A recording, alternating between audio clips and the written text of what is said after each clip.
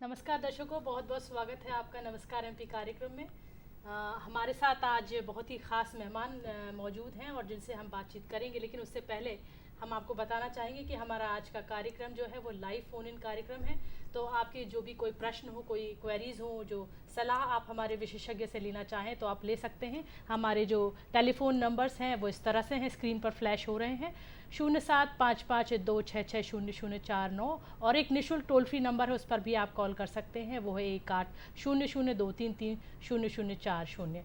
तो चलिए दर्शकों, शुरू करते हैं कार्यक्रम। लेकिन सबसे पहले मैं आपको बता देती हूँ कि आज के कार्यक्रम का विषय है मानव अधिकार आयोग के होने का महत्व और उसका उद्देश्य क्या था, उसकी स्थापना क्यों की गई थी, इसी विषय पर बातचीत करेंगे। और इसी विषय पर ज़्यादा जानकारी देने के लिए हमारे स्टूडियो में मौजूद हैं श्री बीबी शर्मा, जो कि अतिरिक्त पुलिस महानिदेशक हैं मध्य प्रदेश मानव अधिकार आयोग भोपाल से। सर, आपका बहुत बहुत स्वागत है कार्यक्रम में।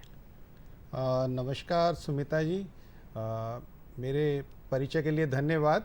और दर्शकों को मैं आज अभिवादन करता हूं और बधाई देता हूं आज की गोवर्धन पूजा के अवसर पर। और सर्वप्रथम हमें इसकी ऐतिहासिक पृष्ठभूमि को जानना आवश्यक है कि संविधान की आगमन के पूर्व जो भारत में जो अंग्रेजी राज्य था उसमें इस प्रकार के अधिकारों का कोई महत्व नहीं था और हमारे स्वाधीनता संग्राम को कुचलने के लिए उन कानूनों का उपयोग उस समय पे सरकारों ने किया जी। परंतु इसको देखते हुए हमारे जो तत्समय के जो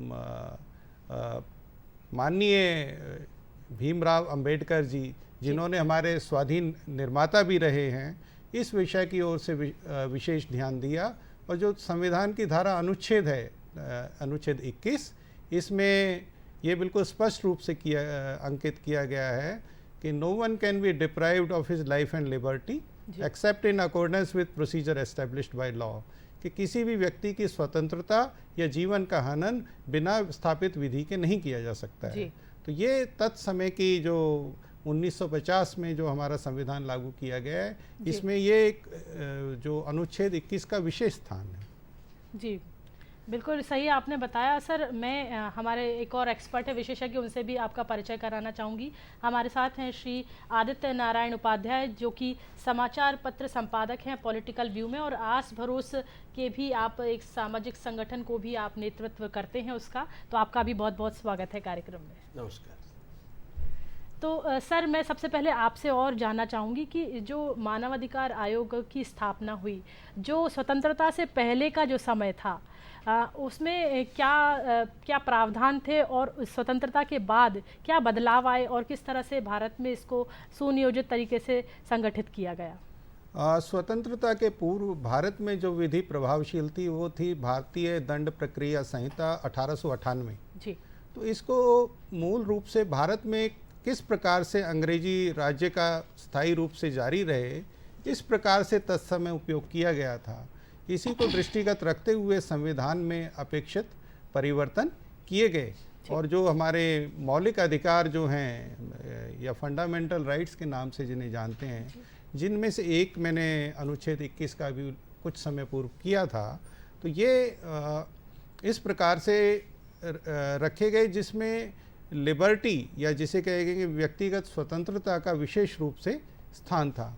और इन मौलिक अधिकारों को अगर अतिक्रमण होता था तो किस प्रकार से विधिक उपचार माननीय उच्च न्यायालय और माननीय उच्चतम न्यायालय के द्वारा किया जाएगा, ये सब भी इसी जो संविधान के भाग 3 में स्पष्ट रूप से उल्लेखित हैं।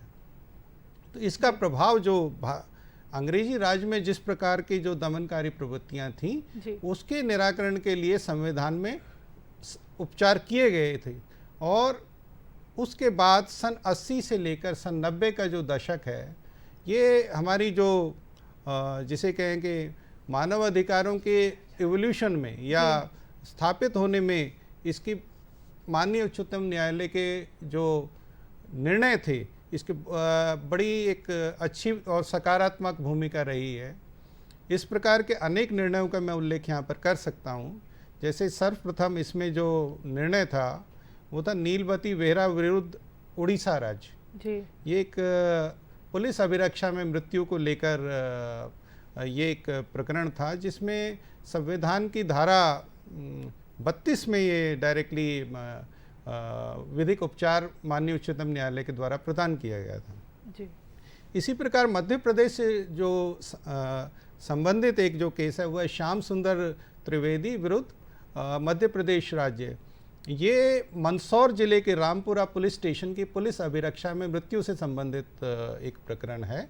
और इसी प्रकार जो उत्तर प्रदेश में जोगेंद्र कुमार विरुद्ध उत्तर प्रदेश राज्य, ये भी एक महत्वपूर्ण प्रकरण था जिसमें माननीय उच्चतम न्यायालय के तत्कालीन जो मुख्य न्यायाधीश थे चीफ जस्टिस RC आनंद, उनके द्वारा ये सभी निर्णय दिए गए थे। तो जो हमारी एक ह्यूमन राइट जूरिस्प्रूडेंस है उसमें माननीय जस्टिस श्री RC आनंद की एक महत्वपूर्ण भूमिका इसमें रही है जी। बिल्कुल, कहीं ना कहीं जो योगदान है वो कम नहीं, बहुत है। अब मेरे साथ जो आप पत्रकार हैं उनसे भी मैं जानना चाहूँगी कि आप शहरी क्षेत्र में भी काम करते हैं और ग्रामीण क्षेत्र में भी आप अपनी पकड़ रखते हैं, तो किस तरह से लोगों में अवेयरनेस है अपने मानव अधिकारों के लिए, कितने जागरूक हैं? देखिए, जो संचार के इलेक्ट्रॉनिक माध्यम जैसे जैसे लोकप्रिय होते चले जा रहे हैं, लोगों में अधिकारों और सूचनाओं का अंबार लग गया और सूचनाओं के जरिए लोगों तक, गांव-गांव तक धीरे धीरे उन अपने अधिकारों के बारे में लोगों को जैसे जैसे पता चलता जा रहा है, वैसे वैसे अधिकारों के संरक्षण के लिए वो कैसे आवाज़ उठा सकते हैं, ये धीरे धीरे लोग जानते जा रहे हैं और आवाज़ उठाते भी जा रहे हैं। इसका एक बड़ा एक उदाहरण है, बड़ा लोकप्रिय, कि यहाँ पे एक मुख्यमंत्री की हेल्पलाइन एक चलाई गई है मध्य प्रदेश में। वो इतनी लोकप्रिय है कि उसमें हजारों शिकायतें दर्ज होती हैं और उनका निराकरण भी होता है। इसी तरीके से पुलिस जो है वो लोगों को संरक्षित करने के लिए है, लोगों की समस्याओं, लोगों के अपराध संबंधी समस्याओं को हल करने के लिए है। लेकिन यदि वहां पर उसकी समस्या हल नहीं होती है तो वो अपना दरवाजा कहाँ खटखटाए। तो सरकार को, इस शासन को इसका आभास है कि पुलिस तो अपना काम करेगी, पर लोगों को उसके अधिकारों के बारे में कितना कुछ जानकारी है, कहाँ उसका अधिकारों का हनन हो रहा है, और उनकी यदि सुनवाई नहीं हो रही है तो वो कौन सा दरवाजा खटखटाएं। तो इसलिए मानव अधिकार आयोग जो है इसका गठन किया गया और लोगों तक ये जानकारी बहुत तेजी से पहुंचना चाहिए। जैसे कि मुख्यमंत्री हेल्पलाइन की जो जानकारी है लोगों तक, गांव-गांव तक, और लोग उसका उपयोग कर रहे हैं। मानव अधिकार आयोग को कैसे संपर्क किया जा सकता है और उसकी कहाँ से उसकी सीमा चालू होती है। एक सामान्य शिकायत पहले उसको थाने में अप्रोच करना है, लेकिन यदि वहाँ से बात नहीं बनती है या केवल आपराधिक के अलावा नैसर्गिक उसके जीवन के लिए उस जीवन के लिए कहीं उसका अधिकारों का हनन हो रहा है, इन सब की आवाज़ वो कहाँ उठाए। तो इसलिए बहुत इजीली अप्रोचेबल लोगों तक पहुँचना चाहिए कि वो कैसे उसको अप्रोच करेगा मानव अधिकार आयोग को, इसकी बहुत आवश्यकता है। और इतना अच्छा काम आयोग यहाँ पे कर रहा है मध्य प्रदेश में, बस ये है कि लोगों तक उसकी जानकारी हो। धन्यवाद जी। हमारे साथ फ़ोन लाइन पर भी मौजूद है अभी OP सिंह भदौरिया हैं, जो जी कोशिश कर रहे हैं हम उनसे कनेक्ट करने की। जी, तकनीकी कुछ कारणों के कारण हम अभी कनेक्शन नहीं कर पा रहे हैं उनसे। चलिए, तो मैं जानना चाहूँगी कि सर, जैसे कि आयोग की जो मानवाधिकार आयोग की जो अनुशंसाएं हैं वो राज्य शासन मानने के लिए कितनी बाध्य है या नहीं है? फिर राज्य इसमें जो जिसे कहेंगे कि अधिनियम में भी इस प्रकार की व्याख्या की गई है। साधारणतः जो आयोग की अनुशंसाएं हैं वो राज्य सरकार के द्वारा मान्य कर दी जाती हैं और असहमति के कारण कोई किंचित कभी यदा कदा अपवाद स्वरूप ही हो सकते हैं। एक जो इसी वार्ता के मध्य में उपाध्याय जी ने जो कहा, ये लोग अपनी जो शिकायतें, यदि उन्हें ये लगता है कि उनकी स्वतंत्रता, उनके जीवन, उनकी स्वाभिमान या जिसे कहेंगे डिग्निटी और या समानता के अधिकार, इन सब का अगर कहीं उल्लंघन हुआ है तो वो आयोग में अपनी शिकायत को दर्ज करा सकते हैं, वेबसाइट के माध्यम से भी, पोस्ट के माध्यम से भी, व्यक्तिगत रूप से उपस्थित होकर भी, और हमारे जो अध्यक्ष रहे हैं न्यायमूर्ति श्री जैन, उन्होंने समय समय पर जो जिलों में कैंप लगाकर भी इसको काफ़ी प्रभावशील बनाया है। जी, आप किस तरह से सोशल वर्क भी करते हैं आप, तो हमारे दर्शकों को बताइए कि किस तरह की समस्याएं आती हैं, बेसिकली लोग किन सामाजिक परिस्थितियों से गुजरते हैं और आप उनको सलाह देते हैं और मदद करते हैं। अधिकांश तौर पर ये देखा गया है कि लोगों को प्रक्रिया का ज्ञान नहीं होता है जी। और शासन के जो विभाग चलते हैं वो प्रक्रिया से चलते हैं, और इसीलिए लोगों को कहीं वकील की आवश्यकता पड़ जाती है, कहीं किसी और व्यक्ति की सलाहकार की आवश्यकता पड़ जाती है।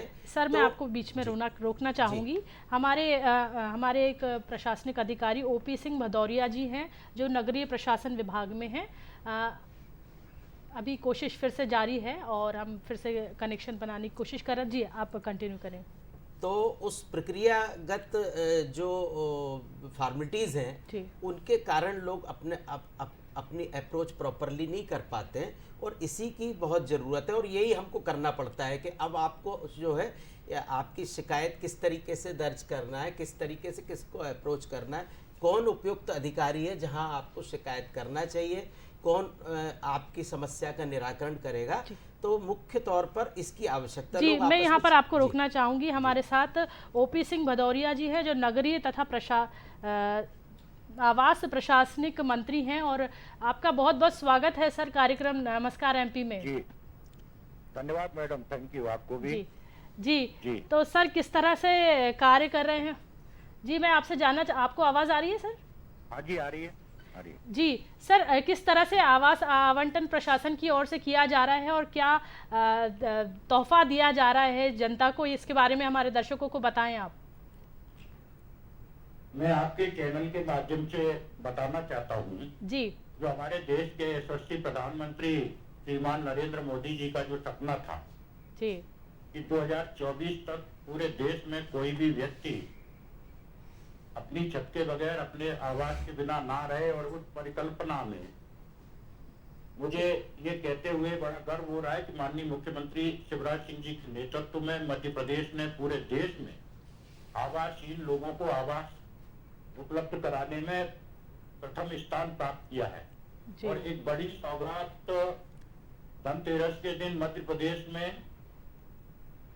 4,51,000 लोगों को गृह प्रवेश कराया है। ये अपने आप में बड़ी उपलब्धि और इस सुखद अनुभूति उन लोगों के लिए है जिनके पास खुद के आवास नहीं थे।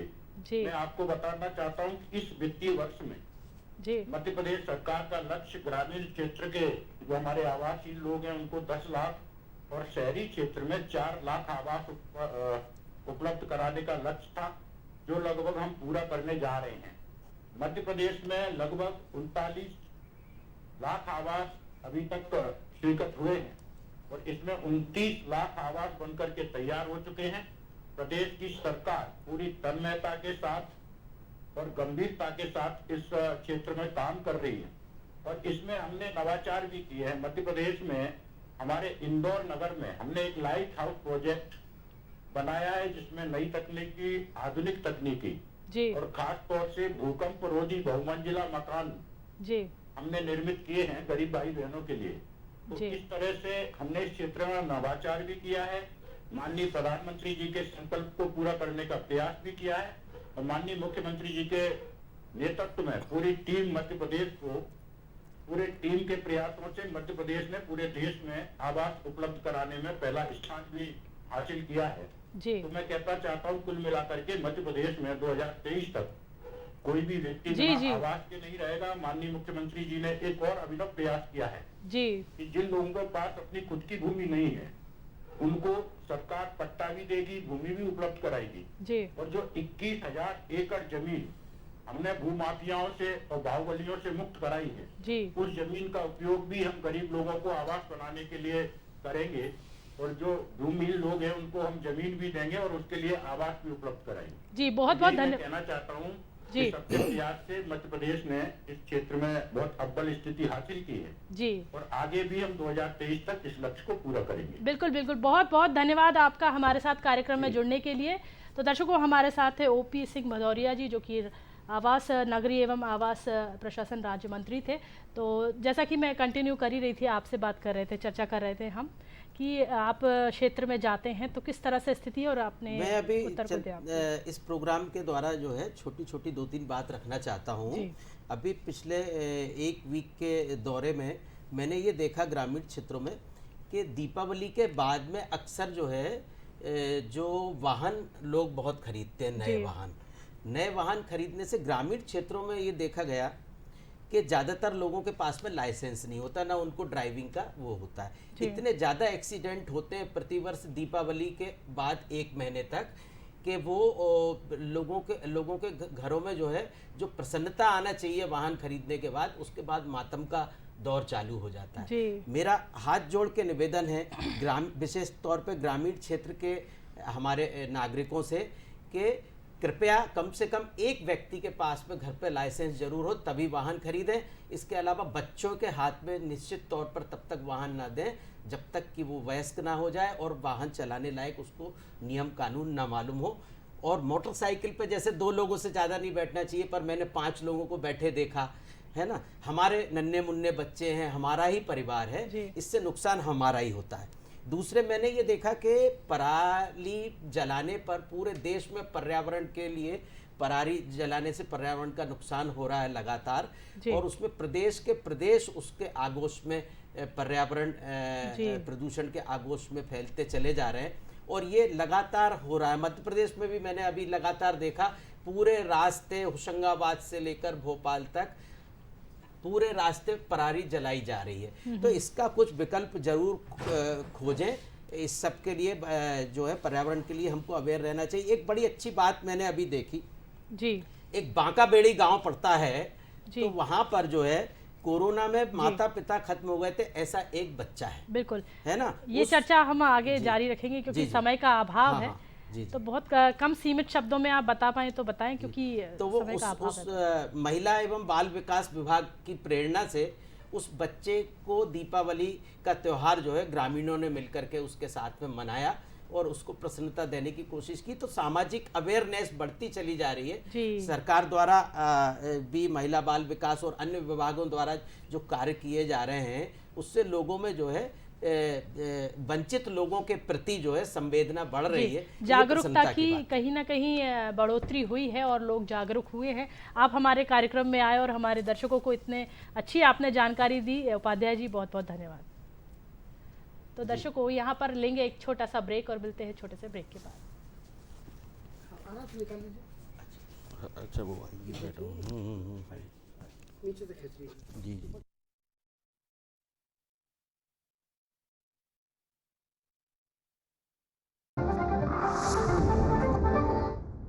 Lights, sound, camera, action.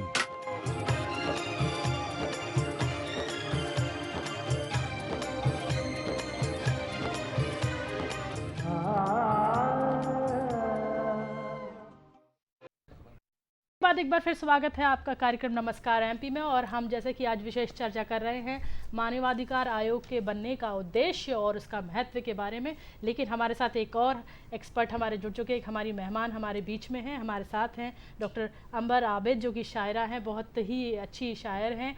आपका बहुत बहुत स्वागत है। आदाब नाजरी। तो दर्शकों, जैसे कि हम चर्चा कर ही रहे थे कि हमारा जो मानवाधिकार आयोग है किस तरह से कार्य करता है। अगर कस्टोडियल डेथ होती है सर, तो उस समय पुलिस किस तरह से कार्रवाई करती है और मानवाधिकार आयोग किस तरह से उसके बीच में अपना परिचय दे सकता है या अपना योगदान दे सकता है? पुलिस अभिरक्षा में जो मृत्यु की जो घटनाओं की सभी प्रकरणों में न्यायिक जांच की जाती है, और इस संबंध में धारा 174 और धारा 176 दंड प्रक्रिया संहिता में विशेष रूप से प्रावधान किए गए हैं जी। इसके अतिरिक्त इनका जो क्षेत्राधिकार है जो पुलिस अभिरक्षा में मृत्यु में, ये राज्य मानवाधिकार आयोग और राष्ट्रीय मानवाधिकार आयोग दोनों को है। और जिनके पास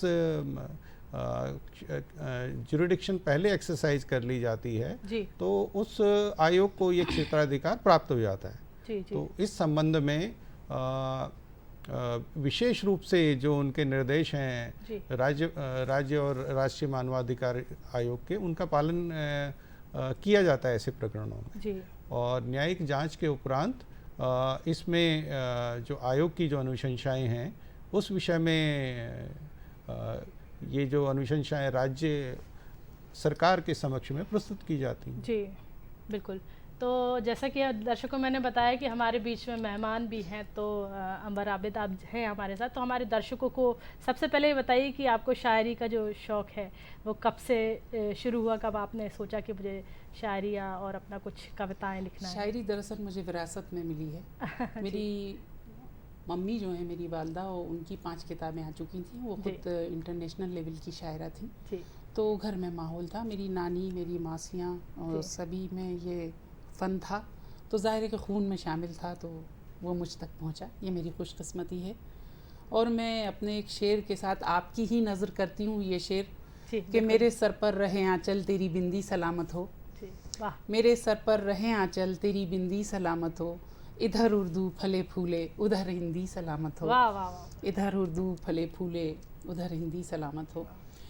और क्योंकि भोपाल से जुड़े हैं तो भोपाल के बारे में अगर बात ना करें तो, क्योंकि शायरी मेरी हिंदी उर्दू दोनों से वाबस्ता है, तो यहाँ उर्दू हवाओं में घुली हिंदी फ़ज़ाओं में, यहाँ उर्दू हवाओं में घुली हिंदी फ़ज़ाओं में, अदब के चश्मे बहते हैं इसे भोपाल कहते हैं।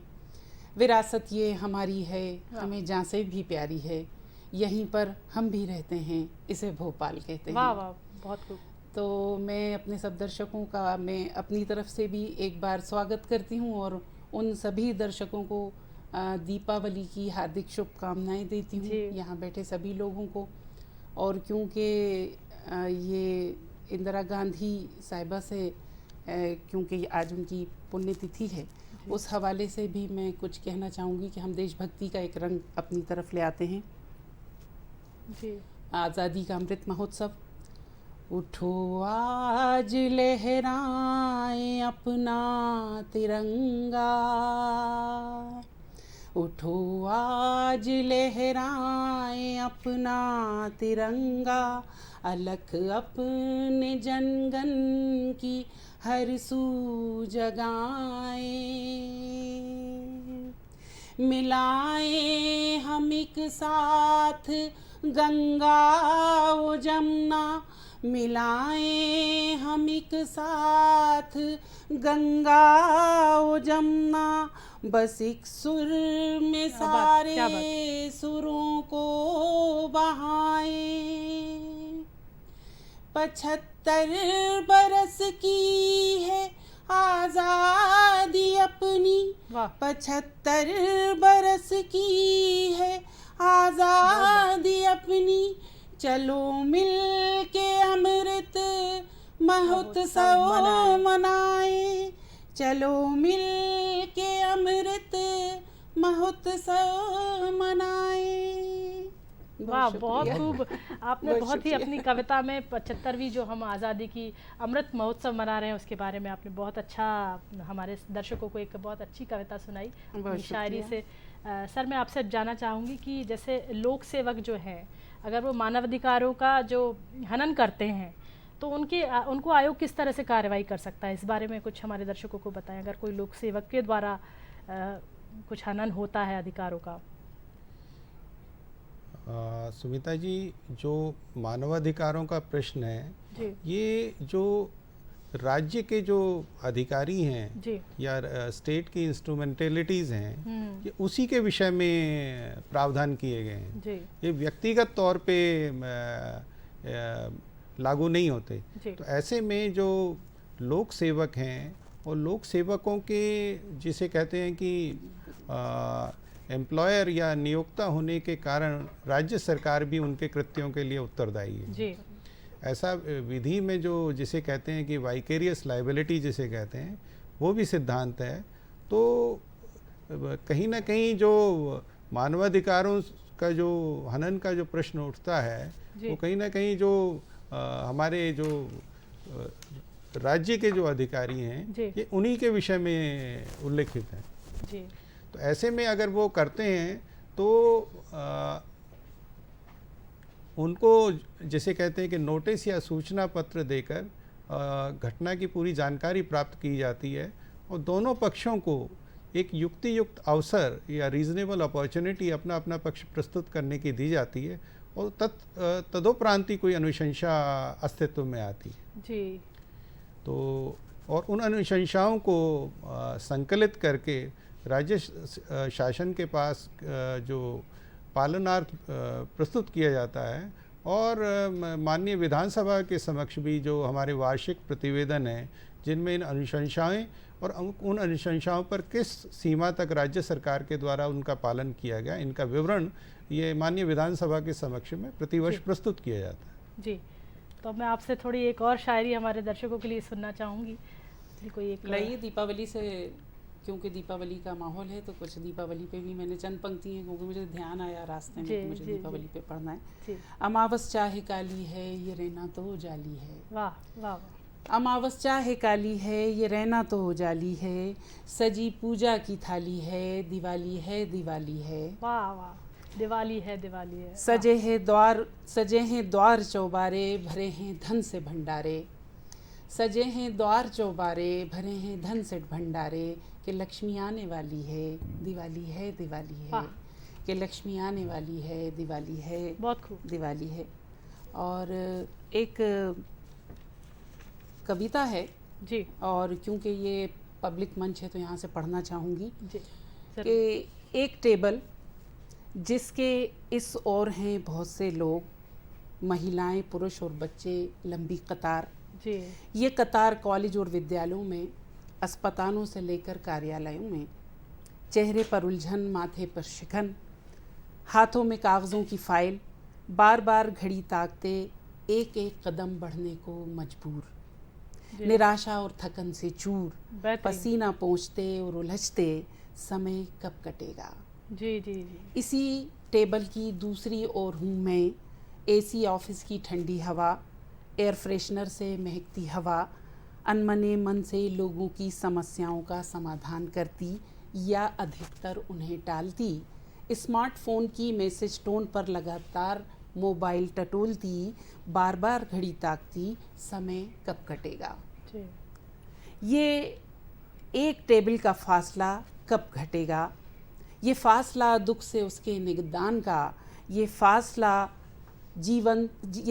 दुख से उसके निदान का, ये फासला समस्या से समाधान का, ये फासला दुख से उसके निदान का, ये फासला जीवन से संघर्ष का, ये फासला टूटते हर आदर्श का, ये फासला ध्वस्त होते अधिकार का, ये फासला भ्रष्ट से भ्रष्टाचार का। सिर्फ एक टेबल, इसके इस ओर हूँ मैं और उस ओर हैं लोग, आखिर ये फासला कब घटेगा। बहुत फासला कब घटेगा। बहुत ही खूब। ये जो कविता है कहीं ना कहीं आपकी मनस्थिति और आपकी भावनाओं को आप प्रदर्शित कर रहे हैं, और जो टेबल के उस पार जो लोग हैं उनको एक संदेश देना चाहती हैं आप। Thank you so much. तो सर मैं ये जानना चाहती हूँ कि जो आम जनता है वो किस तरह से अपने अधिकारों के प्रति जागरूक हो, तो आपके कार्यालय में संपर्क किस तरह से कर सकते हैं। ऑफलाइन और ऑनलाइन जो प्रोसेस आज शुरू हो चुकी है उसके लिए हमारे दर्शकों को आप बताएं। ऑफलाइन तो बाय पोस्ट भी भेज सकते हैं जी। व्यक्तिगत रूप से उपस्थित भी हो सकते हैं जी। जो हमारे वेबसाइट के जरिए भी संवाद कर सकते हैं जी। और समय समय पर जो हमारे माननीय आयोग के सदस्यों के जो भ्रमण होते हैं जी। वो भी सार्वजनिक रूप से ही होते हैं, तो उसमें भी उपस्थित हो सकते हैं। पर मूल जो विषय है वो ये है कि हमें अपने अधिकारों के विषय में अपेक्षित जानकारी होनी चाहिए। इसका एक मैं छोटा सा उदाहरण जरूर देना चाहूँगा। उदाहरण ये होता है, या इसमें काफ़ी विवाद भी कभी कभी हो जाते हैं कि एफआईआर के विषय में, कि एफआईआर की जो सिर्फ एक ही शर्त है कि सिर्फ वो संज्ञेय अपराध के विषय में होना चाहिए, क्षेत्राधिकार इसका विषय वस्तु नहीं है जी। अगर किसी भी पुलिस स्टेशन में आप जो भी आपके निकटवर्ती है वहाँ पर आप अपनी रिपोर्ट को लेख करा सकते हैं। इसके लिए ये आवश्यक नहीं है कि आप जहाँ पे घटना घटित हुई है उसी क्षेत्र के पुलिस स्टेशन में लिखाएं। तो ये अगर हमें ये जानकारी हो तो इसमें कोई भी कठिनाई उत्पन्न नहीं होगी। दूसरा एक और जो उदाहरण मैं देना चाहूँगा, जो सभी पुलिस स्टेशंस में हमारे प्रदर्शित किया गया है, ये इसको DK बासु गाइडलाइंस या मार्गदर्शी सिद्धांतों के विषय में जाना जाता है। ये सभी पुलिस स्टेशंस में हमारे प्रदर्शित इसको किया गया है और इसमें गिरफ्तार व्यक्ति के विषय में क्या क्या अधिकार हैं ये बड़ा स्पष्ट रूप से अंकित किया गया है। अगर हमें इनका कभी भी उल्लंघन होता है तो इस विषय में भी कठोर कार्रवाई संबंधित माननीय उच्च न्यायालयों के द्वारा की जा सकती है। जी बिल्कुल। तो अगर आपकी कोई भी क्वेरीज हो, कोई भी आपकी जानकारी आपको लेना है तो आप वेबसाइट पर जाकर इसकी जानकारी ले सकते हैं। अब हमारे साथ शायरा हैं आबिद जी, अंबर आबिद जी।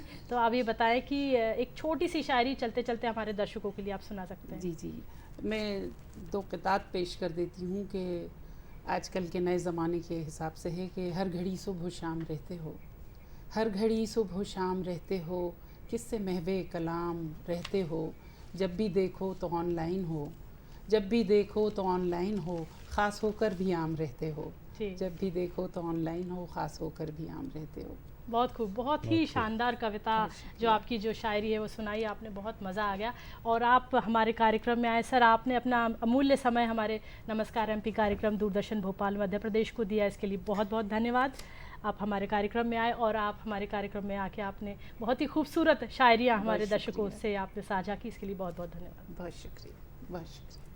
तो दर्शकों, अब बारी है हमारे अगले सेगमेंट की, जो कि है अखबार की सुर्खियां। क्योंकि कभी कभी हम चलते चलते न्यूज़पेपर पढ़ना भूल जाते हैं या सुर्खियां देखना भूल जाते हैं। तो चलिए देखते हैं अखबार की सुर्खियां क्या कहती हैं आज।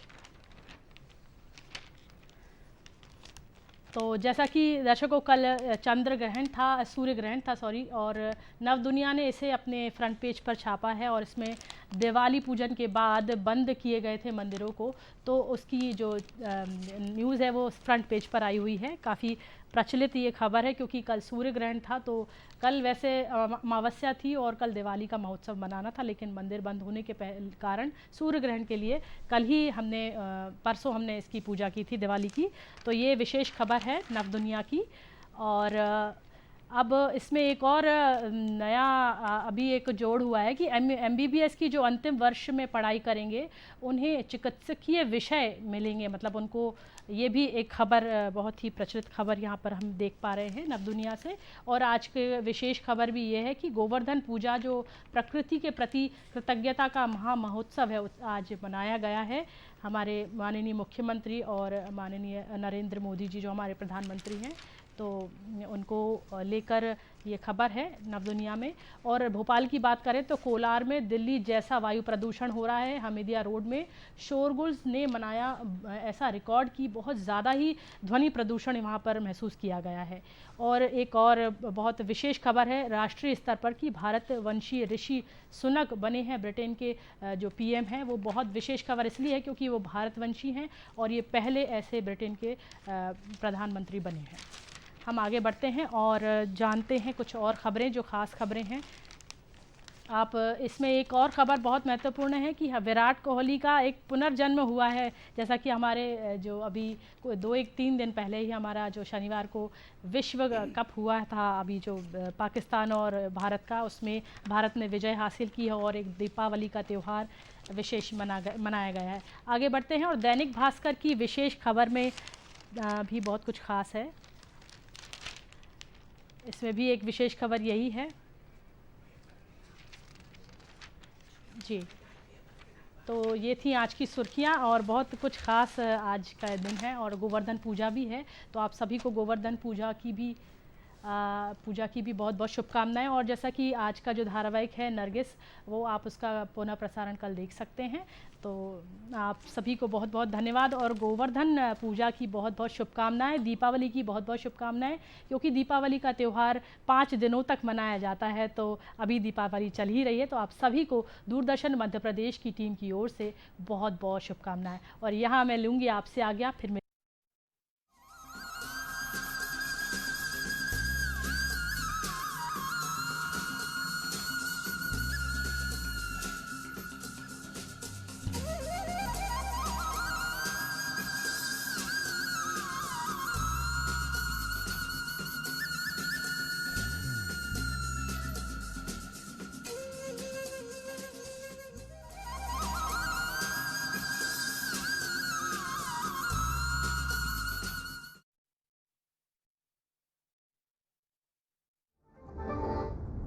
Lights, sound,